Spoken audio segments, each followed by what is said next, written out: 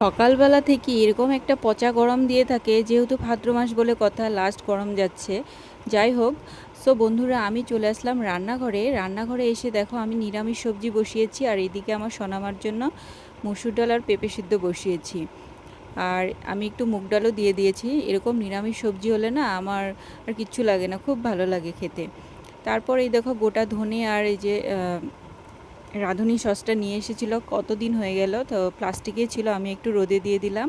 আর এদিকে বাসন ছিল কতগুলো, বাসনগুলো আমি মেজে ধুয়ে নিলাম। এদিকে সোনামাকে দিয়েছি দিদার কাছে।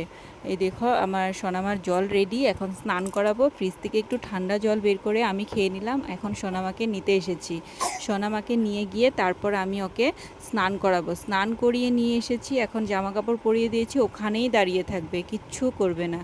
দেখো কোনো রকম ক্রিমটা লাগালাম, চুলটা আছড়িয়ে দিলাম, এই ডান্সিং ক্যাকটাসকে নিয়ে নিয়ে কথা বলিয়ে তারপর সব কিছু করালাম। এখন আমি ওকে খাওয়াবো।